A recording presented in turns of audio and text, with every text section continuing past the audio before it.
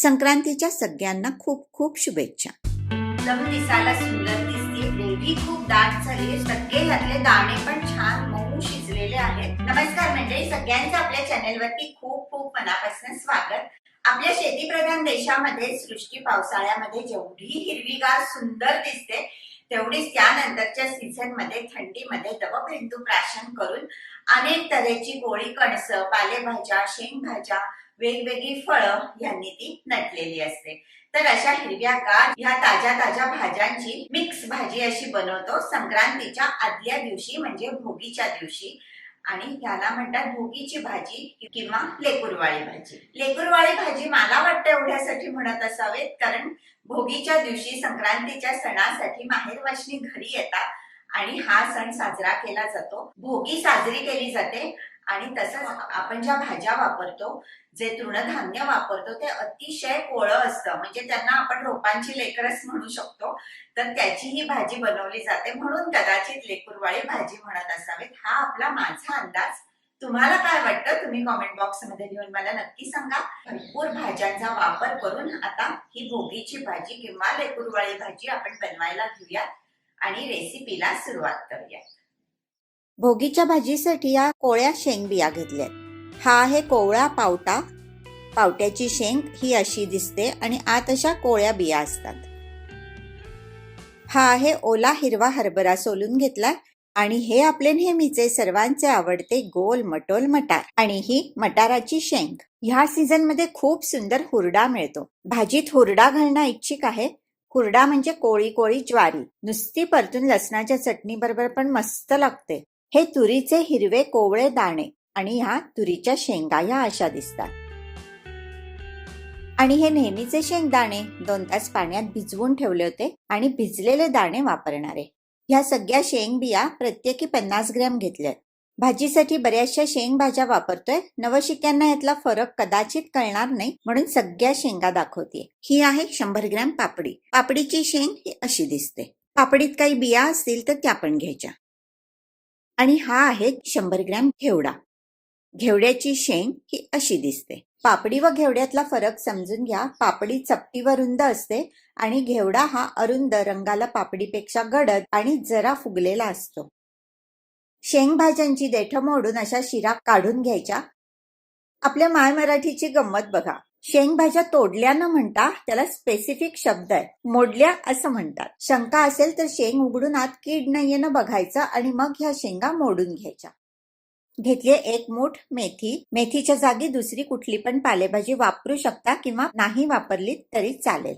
ही आहेत 2 प्रकारची बोरं. तुम्हाला माहितीच असेल या मोठ्या बोरांची बी छोटी आणि गर जास्त असतो, त्यामुळे ही बोरं मी भाजीसाठी वापरणार आहे. आणि ही आपली नेहमीची आंबट गोड बोरं, चवीला उत्कृष्ट, पण याची बी असते मोठी आणि गर असतो कमी. लहान मुलं किंवा वयस्क माणसं घरात असतील तर बोराची बी घशात अडकू शकते, त्यामुळे ही बोरं न वापरणं योग्य. 2 काटेरी वांगी घेतलीत, 100 ग्रॅम आहेत. या वांग्याची चव छान असते. साल पातळ असतं, शिजून मेण न होता खुटखुटीत राहतात, त्यामुळे ही वांगी वापरणं उत्तम. आणि हे गाजर आहे 50 ग्रॅम. आता वांगी, गाजर, बोरं आणि मेथी चिरून घेते. घेतलेली 2 वांगी काळी पडू नयेत म्हणून पाण्यात घालून ठेवलीत आणि मेथी चिरून घेतलीये. मोठ्या बोराचे चौकोनी तुकडे केलेत आणि गाजराचे पण काप करून घेतलेत. आणि आता या सगळ्या शेंग बिया प्रेशर कुकर मध्ये शिजवून घेणारे, म्हणजे छान मऊ शिजतील. कारण काही वेळेस न फोडणीत टाकल्या की बिया आकरसतात व टसटचीत राहतात, किंवा बिया शिजेपर्यंत वांग्यासारख्या इतर भाज्यांचं होतं मेण. तर हा गेला पावटा, ओले हरभरे, मटार, हुरडा, तुरीचे दाणे. शिजायला जड असलेले दाणे भांड्याच्या अगदी खाली तळाशी घालायचे आणि मग पटकन शिजणारे सगळ्यात वर अशा क्रमाक्रमाने दाणे भांड्यात घालायचे. आणि हे भिजवलेले शेंगदाणे वाटीभर पाण्यात घालायचं. मीठ आणि मिठाचं पाणी या दाण्यांमध्ये घालायचं, म्हणजे त्याच्यामध्ये मीठ छान मुरतं आणि शिजलेले हे दाणे छान चविष्ट बनतात. सगळ्यात शेवटी शेंगभाज्या घालतीये. हा गेला घेवडा आणि ही पापडी. भाजी सुरेख, सुंदर, दाट ग्रेव्हीची व एकजीव होण्यासाठी आपल्याला काही गोष्टी वाटून घ्यायच्या. त्यासाठी हे घेतले 2 टेबलस्पून तीळ, 3 टेबलस्पून दाणे, 2 टेबलस्पून सुकं खोबरं. माझ्याकडे गोटा खोबरं नव्हतं, डेसिकेटेड खोबरं होतं म्हणून तेच घेतलंय, पण गोटा खोबरं किसून पण तुम्ही घेऊ शकता. ग्रेव्हीला अजून घट्टपणा दाटपणा यावा म्हणून 2 चमचे हुरडा वाटणात घालणारे आणि सजावटीसाठी जी कोथिंबीर मी निवडून ठेवली आहे ना त्याच्या या कोळ्या काड्या. खूप सुरेख सुगंध लागतो ह्याचा भाजीला. ते आपण वाटणात घालणारे. सगळं साहित्य हलकं भाजून घ्यायचंय. आधी थोड्या तेलावर दाणे परतते. सॉरी, तीळ खोबरं पॅन मध्ये टाकताना अनवधानाने कॅमेरा बंद झाला, पण दाणे चटचट वाजायला लागल्यानंतर गॅस बारीक करून तीळ घातले होते आणि तीळ चटचट वाजल्यानंतर गॅस बंद करून खोबरं घातलंय. गॅस बंद असून सुद्धा भांड्याच्या गरमीमुळे किती छान सोनेरी झालंय बघा खोबरं. तीळ भाजताना उडू शकतात, त्यामुळे पॅन वरती झाकण्यासाठी एखादी ताटली जवळ ठेवा.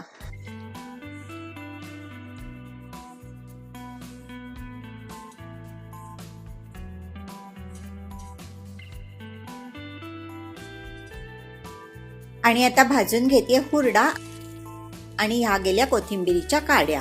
हुरड्याचा कच्चटपणा दूर होईल एवढाच गरम करायचा आहे. अगदी सेकंदभरच लागतो गरम करायला. गॅस करायचा बंद आणि दाणे तीळ खोबऱ्याबरोबर अगदी बारीक पेस्ट वाटायची. सो मिक्सर मध्ये या भाजलेल्या सगळ्या गोष्टी घातल्या. थोडं मीठ घातलं की वाटण छान मऊ होतं आणि वाटून घेते. वाटण थोडंसं भरड आहे म्हणून थोडं पाणी घालते. अर्धी वाटी पाणी घातलंय आणि परत वाटून घेते. हे बघा किती सुरेख अगदी गंधासारखं मऊ वाटला गेलाय मसाला. एरवी माझा तेलावरचा हात अगदी आखडता असतो, पण या भाजीसाठी जरा जास्त तेल लागतं बरं का. तरी त्यातल्या त्यात कमी, म्हणजे अगदी वाटीच्या मापाने तेल न घेता 3 टेबलस्पून तेल गरम करतेय आणि एवढं तेल पण पुरेसं होतं. फोडणीत गेली ही 1 टीस्पून मोहरी, 1 टीस्पून जिरं. गाजर त्यातल्या त्यात शिजायला जड म्हणून आधी गाजर घालतेय आणि गाजरा व्यतिरिक्त इतर सगळ्या भाज्या हिरव्या आहेत, त्यामुळे रंगसंगतीसाठी 3 लाल मिरच्या घातल्या. अर्धा टीस्पून हिंग, अर्धा टीस्पून हळद. जरासं परतलं की घालायची वांगी आणि ही गेली मेथी आणि हे बोराचे तुकडे. परंपरेनुसार भोगीच्या भाजीसाठी कुठल्या पण 5 भाज्या वापरतात. पदार्थांचे एक फिक्स पर्टिक्युलर प्रमाण वापरलं नाही, एखादी भाजी कमी असेल तरी चालू शकतं. थोडं परतलं की मीठ घालायचं. तुम्हाला माझे व्हिडिओज आवडत असतील तर वाट न बघता चॅनल करा सबस्क्राईब आणि शेअर पण करा. तसंच लाईक करायला व बेलचं बटन प्रेस करायला विसरू नका. गॅस करायचा बारीक आणि झाकण ठेवून वाफेवरती ही भाजी शिजवायची. झाकणावर पाणी घातलं की भाज्यांमधली वाफ पाणी होऊन परत भाजीत पडते, त्यामुळे एकतर भाजी भांड्याला लागत नाही आणि वाफेबरोबर न्यूट्रिएंट्स, पोषण मूल्य व चव पण नाहीशी होत नाही. अधूनमधून झाकण काढून भाजी एकदा ढवळून घ्या आणि झाकण घालून परत शिजवा. अगदी 5 मिनिटात ही भाजी शिजते. आणि आता घालते या शिजवलेल्या शेंगा व शेंगबिया. ह्या दिवसात शेतात नवीन आलेलं पीक, घरी आलेल्या माहेरवाशणी, घरात पोरा बाळांचा राबता ह्याने घर अगदी आनंदून जाते. आणि सोबत असते आपली ही भोगीची भाजी आणि गरमागरम तीळ लावलेली बाजरीची भाकरी. या बघा बिया किती मऊ शिजल्यात. घालायचा 1 टेबलस्पून गोडा मसाला. हे गेलं 1 टीस्पून तिखट आणि वाटलेला मसाला. गोड्या मसाल्याची रेसिपी आधीच पोस्ट केलेली आहे, लिंक डिस्क्रिप्शन बॉक्स मध्ये देतेय. दिलेल्या मापाने गोडा मसाला अप्रतिम होतो, त्यामुळे ती रेसिपी पण तुम्ही नक्की बघा.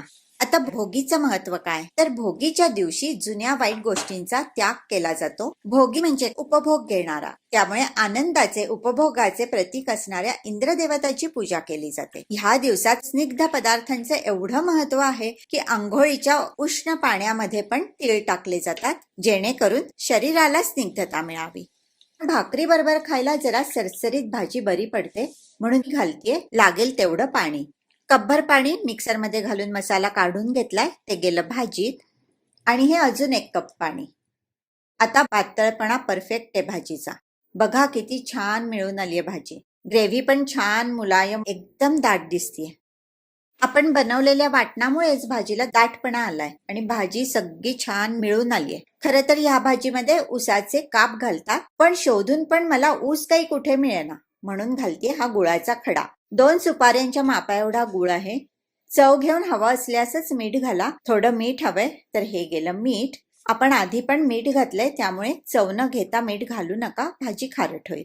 आणि परत एकदा झाकण ठेवून भाजीला उकळी आणायची. आणि उकळली, गूळ विरघळला की गॅस करायचा बंद. गरमागरम भाजी सर्व्हिंग बोलमध्ये काढतानाच इतका घमघमाट सुटलाय. पण हा घमघमाट अनुभवण्यासाठी सांगितलेल्या पद्धतीने भोगीची भाजी मात्र बनवायला पाहिजे. भोगीलाच कशाला, एरवी पण ही भाजी आपण बनवू शकतो. खूप पोषक आहे.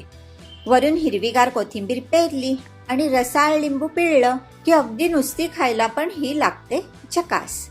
टम्म फुगलेल्या तूप सोडलेल्या बाजरीच्या तीळ लावलेल्या भाकरी बरोबर ही गरमागरम भाजी खाल्ली की ब्रह्मानंदी टाळी लागलीच म्हणून समजा. तर अशी मस्त भोगीची भाजी, लेकरवाळी भाजी आपली तयार आहे. एकदम दिसायला सुंदर दिसतेय. ग्रेव्ही खूप दाट झालीये, सुंदर झालीये आणि छान मिळून आलीये सगळी भाजी. सगळे ह्यातले दाणे पण छान मऊ शिजलेले आहेत. तर ही रेसिपी कशी वाटली हे मला कॉमेंट बॉक्स मध्ये लिहून नक्की सांगा. आवडली असेल तर लाईक करायला विसरू नका. चॅनल शेअर आणि सबस्क्राईब करून तुमचा सपोर्ट द्या. संक्रांतीच्या सगळ्यांना खूप शुभेच्छा आणि रेसिपी बघितल्याबद्दल धन्यवाद.